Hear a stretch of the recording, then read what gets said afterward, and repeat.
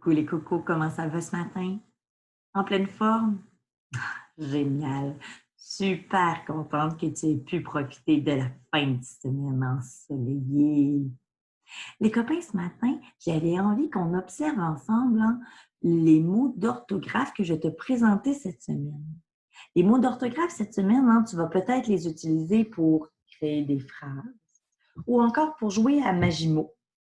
Ou tout simplement, lorsque tu vas lire le texte Être soi-même, eh bien, tu vas croiser la majorité des mots de la liste 25. Alors, c'est donc pour cette raison-là que je trouvais important de prendre un petit moment pour qu'on les lise ensemble et qu'on observe quelles sont les caractéristiques de ces mots-là.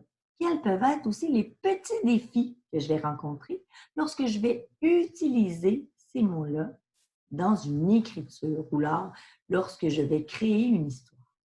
Alors, immédiatement, je te partage ces mots-là et on va les regarder ensemble. Alors, on va les lire pour commencer. On va lire une ligne à la fois. Hiver, homme, trop, voix, depuis, brebis, temps, faux et fausse. En effet, ce sont différents mots. Ce ne sont pas des mots qui sont tous reliés ensemble, ce ne sont pas des mots de la même famille, qui veulent dire un peu la même chose ou qui sont sous une thématique. Mais ce sont des mots, par exemple, pour la majorité, qui respectent un élément, une caractéristique. As-tu remarqué? Oui, les lettres rouges me donnent un bon indice, tu as bien raison. En effet, ce sont des mots qui contiennent une lettre muette. Et les lettres muettes, ce sont des lettres que lorsque je prononce le mot, que je lis le mot, je ne les entends pas. Par exemple, dans le mot hiver ou dans le mot homme, je n'entends pas du tout la lettre H. C'est une lettre très silencieuse, la lettre H. Alors, en effet, ce sont des mots où je dois retenir, où je dois mémoriser l'orthographe en me disant « Ah oui, il ne faut pas que j'oublie. » Ces mots-là débutent par un H. Puis ensuite, il y a le mot « trop ». Même chose. Lorsque j'écoute le mot, je n'entends pas le P à la fin. Identique pour le mot voix. La voix, lorsque je parle, je n'entends pas la lettre X à la toute fin. Et même chose pour le mot depuis, brebis ou encore le mot temps. 3 mots qui se terminent par S. Mais non, je ne l'entends pas. Je dois le retenir, le mémoriser.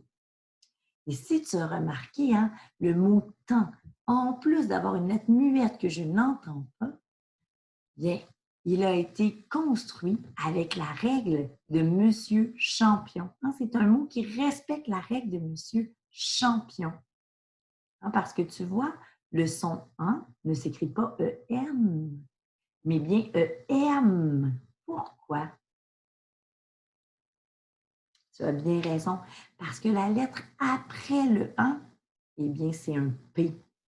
Et lorsque j'utilise un son en ou un son on, par exemple, un son où j'ai un N à la fin, eh bien, mon N se transforme en M lorsqu'il est suivi de la lettre P ou encore B.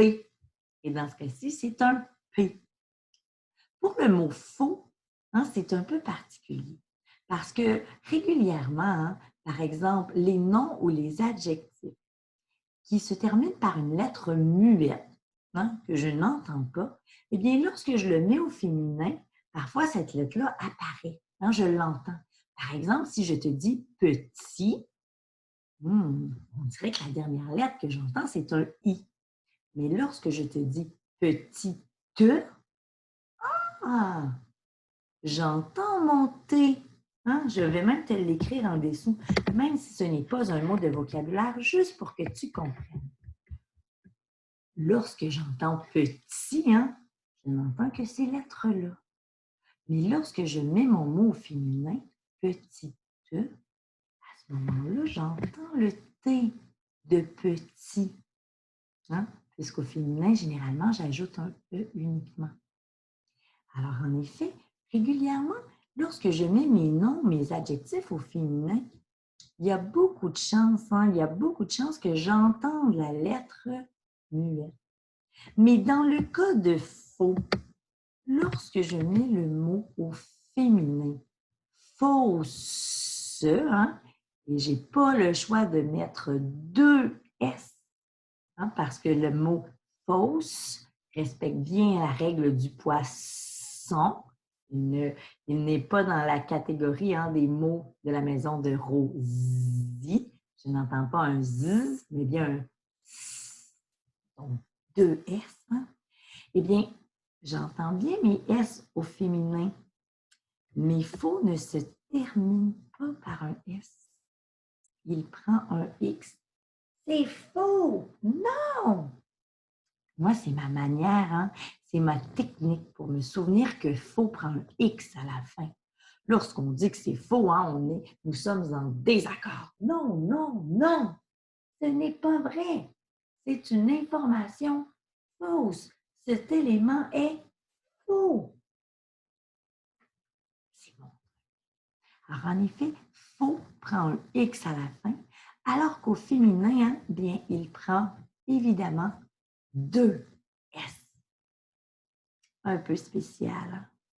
Et oui, en effet, cette semaine, hein, les mots de la liste 25 sont un peu particuliers parce qu'ils ont une caractéristique particulière, hein? Une lettre muette. Ils contiennent une lettre muette, mais ce n'est pas la même lettre muette pour tous les mots. Et ce n'est pas toujours, hein, la lettre muette n'est pas toujours située à la même place. Pour certains mots, hein, comme hiver ou homme, eh bien, la lettre muette est au tout début hein, de hiver ou homme. Alors que pour les autres mots de la liste, sauf hein, l'exception du mot fausse, eh bien, les autres mots ont une lettre muette à la toute fin. Et ce n'est pas toujours la même lettre muette. Hein, parfois, on a vu régulièrement un S. Mais par exemple, dans trop, eh bien, c'est un P. Ou dans faux, c'est un X. Alors, c'est important hein, que lorsqu'on utilise ces mots-là, qu'on prenne le temps de bien les observer pour s'assurer de mettre la bonne lettre muette hein, et de surtout ne pas oublier la lettre muette. Sur ce, je te souhaite une belle journée. Pourquoi ne pas aller composer immédiatement une phrase avec un ou deux mots? Bonne création! Tourlou, on se reparle bientôt. Bye bye!